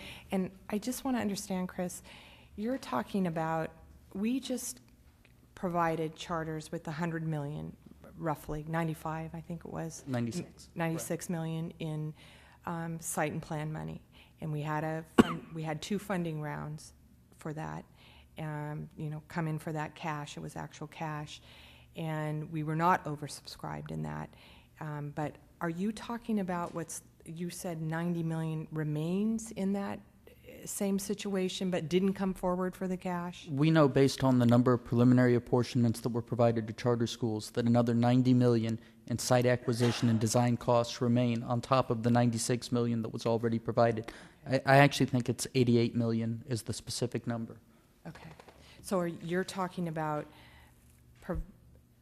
not providing 90 million for additional projects, for additional site and plans, and some type of reservation, or you said put them to the front of the line, or others have said some type of reservation for the construction side of those projects. Correct. We would support giving them a date that puts them towards the top of the list, that using their preliminary apportionment date. Okay. So are we comfortable just asking staff, directing staff to move this item forward and incorporating some of the issues that finance has raised? Because I think they're fair issues in terms of providing the resources to charter schools. And then by then, Ms. Farrar will be authorized to go thumbs up or thumbs down. Staff, does that work for you?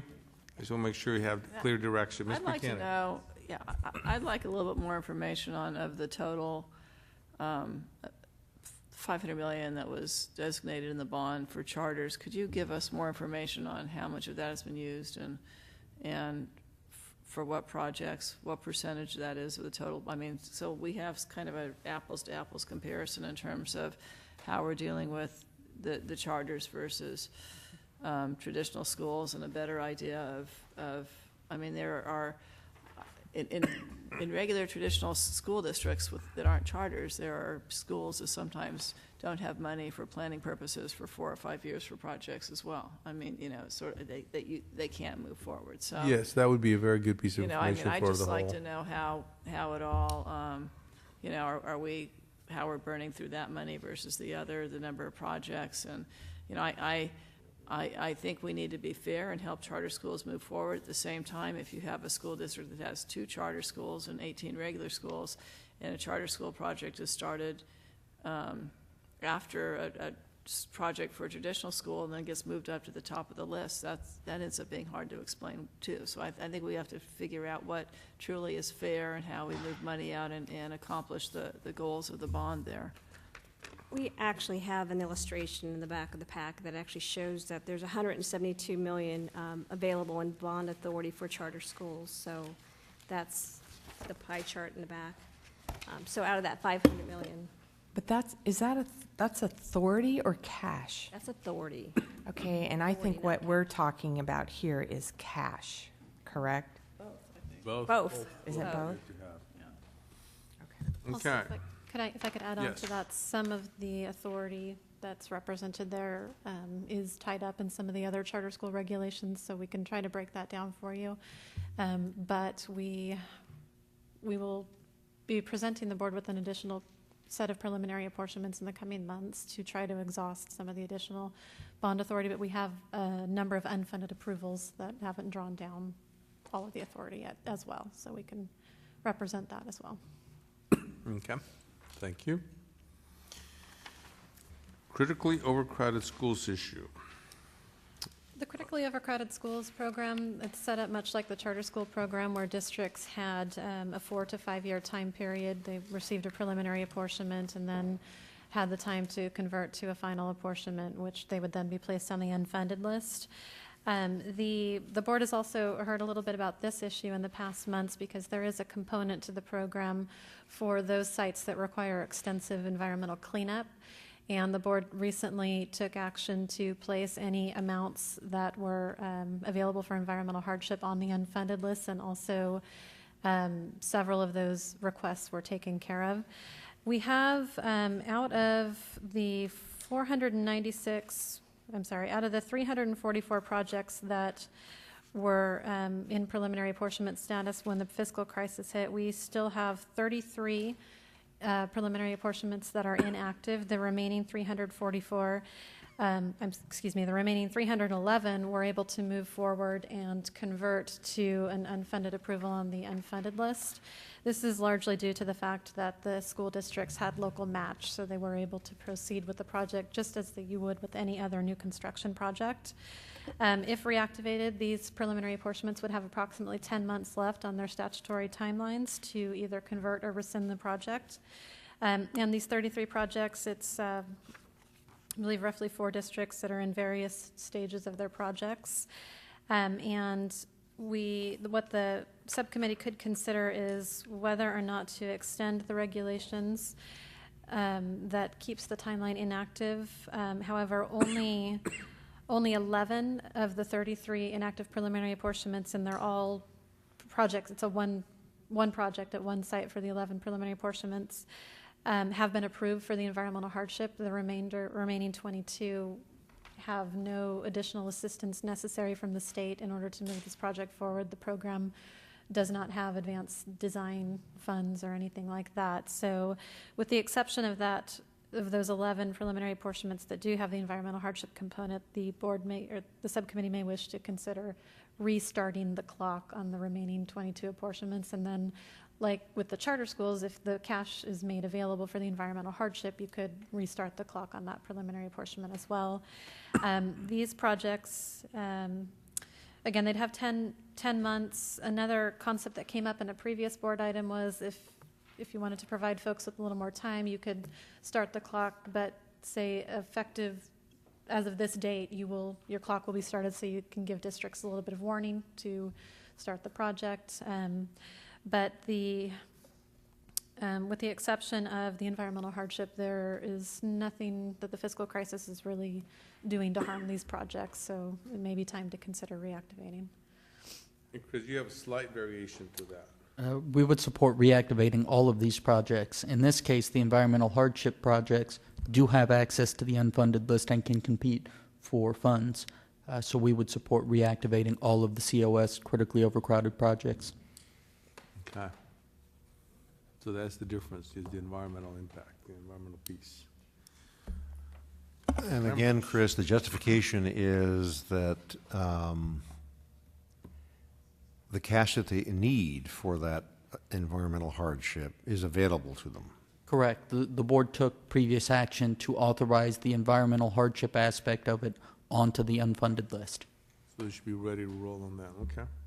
And the unfunded list is not larger than the cash we expect to be available.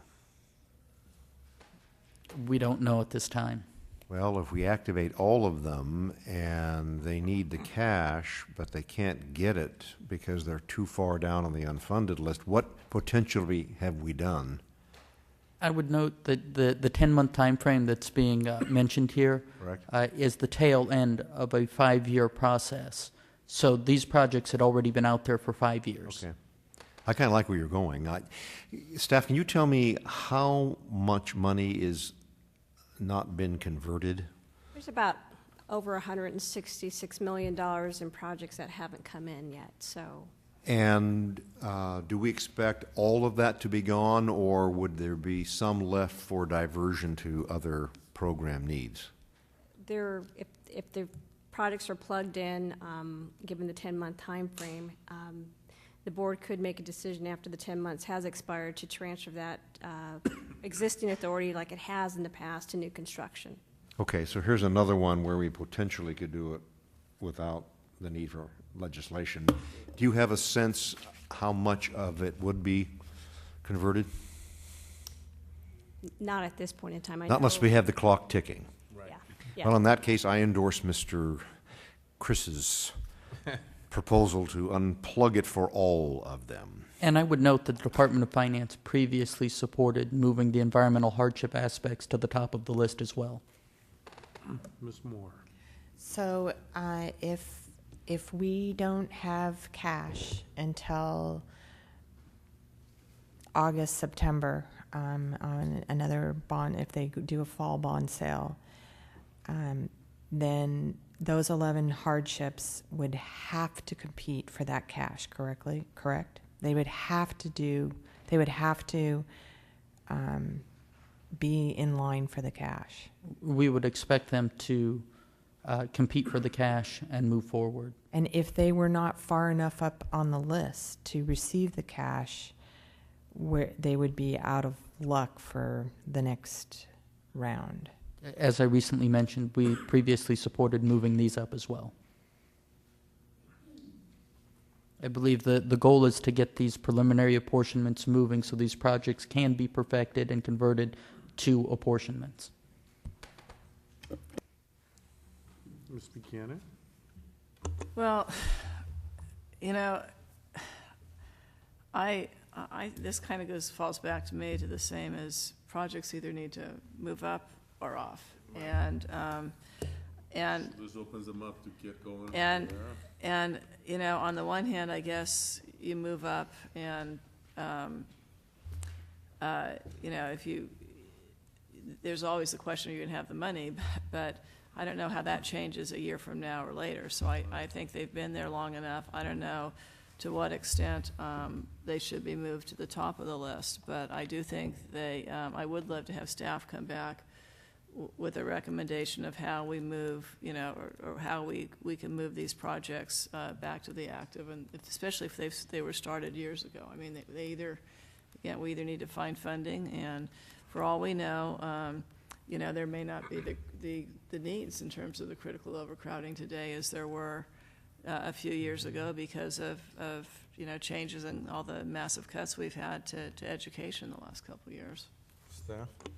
Also, when the board took action on the COS projects earlier this year, back in 2010, these projects were placed, their environmental hardship component was placed at the top of the list based on the preliminary apportionment date. So the board has moved these projects to the top of the list. Mm-hmm. So they will be very close to the top of the list next time cash becomes available for those components. Ms. Moore? Then I would support reactivating these projects so that they're subject to the same requirements as all new construction projects. And not Okay. being privy to the board's action, I absolutely agree. And that's pretty much where Chris's recommendation then, is that? Okay, staff is amended by Chris. Okay, thank you very much. Financial hardship review. Financial hardship re-review, the board adopted regulations to assist financial hardship districts that were on the unfunded list for an extended period of time. Typically, a financial hardship project, well, in the past, a financial financial hardship project had to undergo an additional review if it had been longer than 6 months that they were on the unfunded list, to see if the situation had changed any and if there was any additional contribution that had come up. The board had adopted regulations to not do the financial hardship reviews during the time period that the project was on the unfunded list. However, that regulation will expire, and the basic question is whether the board wants to revisit its previous position on this, given that we may not reach a point where the unfunded list ever is fully exhausted. We might be moving towards a new system of cash management. The question is, with the new systems and options in place, is this still appropriate to extend this regulation, or would the board like to let it expire? So you're basically asking, should we let it sunset and then do a re-review as necessary? Okay.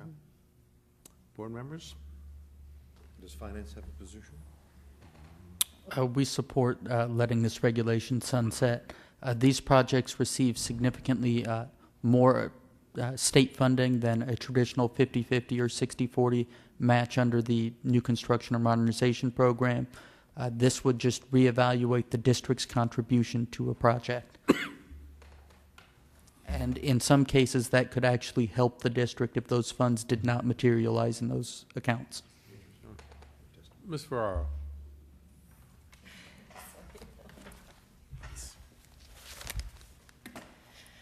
Ana Ferreira on behalf of the County School Facilities Consortium. I know this isn't a popular position at this point, but we do believe nothing's changed as far as the fiscal situation. And in the spirit of moving projects forward, we would suggest that the waiver be extended, strongly suggest that the waiver be extended, because we feel that we are still in fiscal crisis, and this would hold up projects in very needy district or county offices and districts. Just clarify, I mean, it's the fiscal crisis is being felt hardest on the general fund side. So what is going to change on the facilities side to provide more money? I'm sorry. Or you're talking about that there's still the fiscal crisis and the schools don't have the ability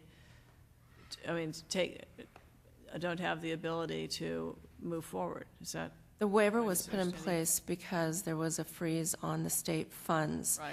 And therefore, these financial hardship projects have been on the list for an extended amount of time and were left off when others were unplugged, basically. At this point, there was a catch-up period. Right. And we don't believe that at this point there needs to be a sunset of the waiver, and we're happy to discuss that with you. So for how long would you have the waiver? Would you extend it? I would say perhaps another 6 months, but we'd like to discuss that with you. I'd have to talk to the members in my organization as well. Ms. Moore? So currently, we have 76 projects on the unfunded list that have a financial hardship designation and that had the financial hardship review. And we, as a board, were very supportive of, and in fact, we had to come back to that issue because we originally did not address it, as I recollect. We had not addressed financial hardship, and they were disproportionately being re-reviewed when we had unplugged the clock and done other things for the school districts because of the financial hardship issue. Mm-hmm. And I guess I would want more information, because I do think that the financial hardship districts are in a more difficult position than all others, and that financial hardship review is an extensive review. And so if we ask staff to then conduct those reviews again, which, as I am knowledgeable, can take up to 6 months to do, we potentially can harm financial hardship districts. on that point, I think what we can do is, although when the fiscal crisis went in place, and Anna's correct, the hardship re-review wasn't addressed in the original set of regulations. We've had over 2 years of a stay on the re-reviews. As far as trying to expedite, if we do know in advance, if there's a fall sale potentially, and we change our mechanism to a 90-day process to get in the date order received, we can have a snapshot in time of potentially who would be required for a re-review, and then we can help expedite that process. I think some of the challenges have been is getting the appropriate docs, but I think we'd be willing to work with districts in advance to help expedite that process. If we had a snapshot in time, have a general understanding of how many projects are sitting there. I think you're right, we funded projects over the last few funding cycles that have had hardship designation, but at some point in time, it's either you do something with the existing regulations or you move forward. I think we're going to be in the fiscal crisis and I don't have a magic ball, but it's going to be potentially, this is probably what it's going to be for extended period of time. Crisis will be the norm for a while? Yes, it'll be the norm. It has normed, but what I am concerned about is redoing 76 financial hardship reviews. What's the capacity of staff to do that in a timely manner when we know that financial hardship reviews have usually been fairly lengthy? That's my concern, and what harm does that do to those districts that have been waiting? And I guess my question is this: doesn't this actually resolve itself out as these, if indeed we say, if we do the first part of our project where they have to come off the list unless they go to go for the cash? Doesn't that actually resolve this? So next round, they either are going to have to access the cash or come off the list, potentially. We haven't, Chris? the board hasn't fully decided that. That would be correct if the board took up those regulations and adopted them for the 120 days moving forward. That wouldn't be an issue. So if we do those regulations, when would those regulations be in place? Depending on if we go through an emergency status. I mean, Ms. Farrar is saying at least another 6 months of letting this go through. Do we get through the 6 months before we get to the actual adopting of the regulations anyway? I'm already rethinking that. We would note that the board would have to take these issues up, so at the next board meeting, they would adopt them. It can be done within 3 months to 4 months if they're on an emergency basis. Under a traditional basis, it could be 6 months to 1 year. So that would give you your year anyway. And so I'm kind of with Ms. Moore that if we do the regulation process, that would sort of filter everybody else anyway, regardless of whether this issue moves, whatever we do with this. Ms. Buchanan. I think what I'm hearing is that we don't want to put districts through a lengthy, or the department, a lengthy re-review process, but we want to have a way of either moving them up or out. Right. So what we want to do is continue the waiver pending the adoption of new regulations. Is that what I'm hearing? I think that's good. It would go with the theme for today. Mr. It would go with the theme. Let me ask a question. By not having re-reviews, are we allowing some districts to get a status they don't deserve? I think what it does is you actually could have an issue of whether or not the district has to contribute to the project. That's really what it's at issue. The hardship status stays with the district. That's what I meant. Right, I mean, it's just they're the dollars. scooping more dollars than they technically would be entitled to if they'd had the re-review, and therefore we have less money to give to others. I don't know the answer. I'm posing it as a potential downside to not having a re-review. I don't know. If I may, yes, there would be advantage to other over projects. Say that again, Chris. Those projects without a re-review would be advantaged to other over school districts' projects. Because the same Over a criteria that traditional. made them eligible would stay in place. Correct. Whether or not the environment had changed, and again, we go back to the impact on real estate. But that was Yeah, I going to be mean, a moving target regardless. Go ahead. what are the things that districts, that could change, that districts would contribute more? Developer fees or some of those types of mechanisms, which I would postulate probably aren't there anyway. However, I would note under a traditional non-financial hardship project, once they submit their application and they're provided an unfunded approval, they're locked in. In terms of so given whatever time frame they have to wait, the situation changes for them. For these districts that are financial hardship, the same thing applies. The situation changes over time, and to the extent that they receive up to 100% of the funding from the state, they're advantaged over somebody else, even though they have funds they could contribute.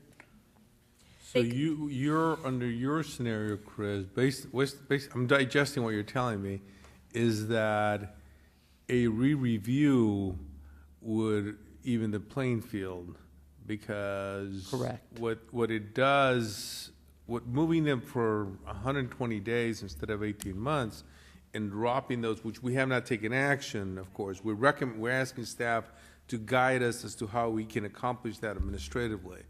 So we have not taken that as a regulatory action. I'm thinking out loud. So we haven't done anything. We have not recommended anything on that filtering thing that we're hanging our hat on. So going back to these regulations then, if we sunset, and Ms. Ferraro said at least a year, 6 months, your concern is that we're asking staff to go back and look at the 76 applicants and see whether or not, and that's a very time-consuming, resource-intensive activity.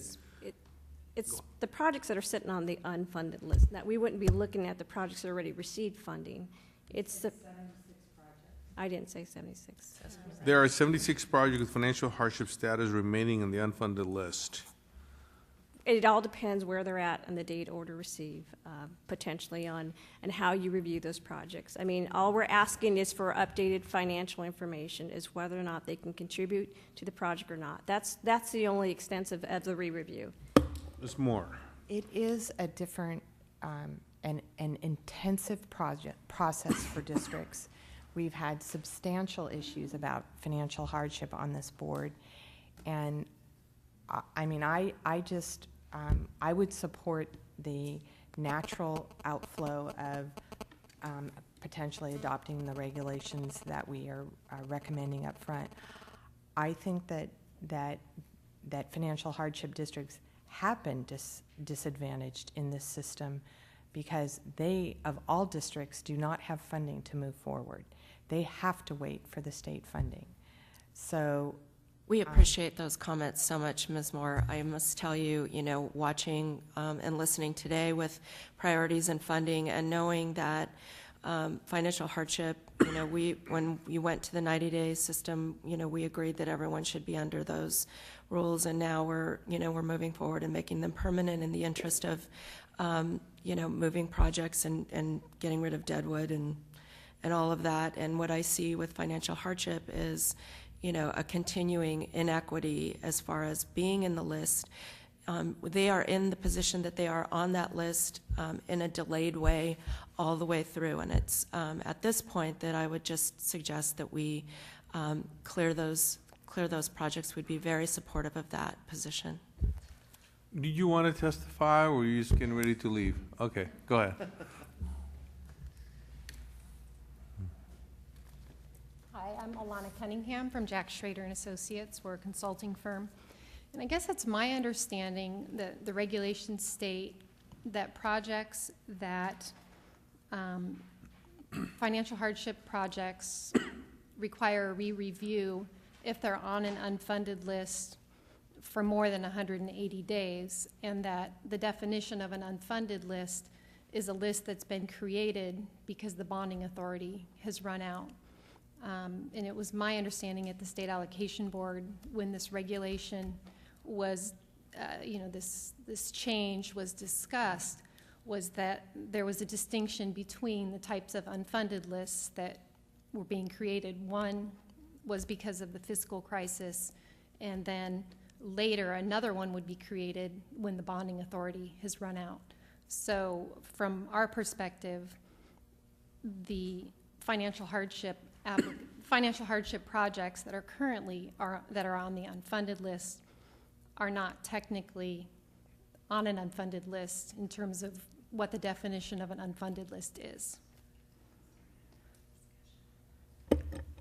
Alana, Ms. Moore. you are correct that is the discussion that we had at the board when we looked at this. There was this distinction between the two. I don't recollect the action of the board on that, but I do recollect that it was the regulation, and I believe the board acted to have that interpretation. Well, and I think that at that board meeting, there was some discussion about calling it an unfunded list because it technically wasn't an unfunded list in terms of bonding authority running out, that it was a different type of unfunded list. So that's it. Thank you. Yes, thank you. Mr. Harvey. Well, at this point, I think we may not have consensus, which is not a bad thing. We don't personalize our disagreements, do we? We simply say that we respectfully disagree, and I, for one, support Finance's position that it should be sunsetted for the reasons articulated, primarily this level playing field thing and making sure someone who shouldn't get a break should be contributing to a project does. Ms. Buchanan. Could we ask that information be brought back to us, whether it's really 76 projects or how many and what all this is? Because I don't want to create unnecessary work for districts or the department at this point in time. I definitely believe the project should be moved either up and funded and out, or they should drop off consistent with what we've talked about today. But it would be nice to know, just to have a little bit more information about those projects, how long they've been on the list and where we are. Do we want to raise that to the board, or do we want to have the conversation at the subcommittee level still? I think it would bear a subcommittee. So we can have this kind of level of weed detail. Otherwise, we'll be here till 9 on a board meeting instead of 6:30. Okay. Yeah, but I'd rather have this kind of back and forth conversation between a short group and kind of vet things out rather than to have 10 folks trying to. Yeah. I learned from the labor issue. Okay, so this is to be continued. Does anybody have any public comments? Anybody from the public would like to come up forward and be heard? Thank you. Ms. Moore? So can, through the chair, will we, all that we did recommend, will that move forward to the next board? And then we would need to have another subcommittee meeting on this last issue that would go to a subsequent board? Is that your thought? The idea would be to put this in the agenda at some board agenda in the near future, depending on what staff is able to accomplish in terms of those issues that we gave them. Some of the stuff is easier to do and can come up sooner. Other stuff will be in the near future. And we've given direction to staff of things that we want to see to bring up to the board. But in all cases, any action from the committee will show up as a board either as a, this is what we did and we are asking for the board to take full action, or this is a subcommittee recommendation that we would hope that, and the way I would like to proceed with that is when we have consent on an issue, is one of the subcommittee members actually present the issue, or at least make the motion that we have the conversation, we move forward, and then a second, so we can get the conversation by those that were there, kind of get it going. And then staff will work with us for another meeting. Yes, we'll Part set up 3. another meeting. Yes. And I promise to be more knowledgeable on the issues at that point. So there's still two open issues, right, as I understand? What was the the issue on rescissions, that you wanted us to work up some examples on rescissions and how that would play out with the list, and then the issue of this hardship. Great. Yes, yes. Yes. Any other direction from staff? Does staff require any further clarification from the board, or the subcommittee, rather? Hearing none? Oh, yeah, we have actually. Thank you, everybody. Thank you.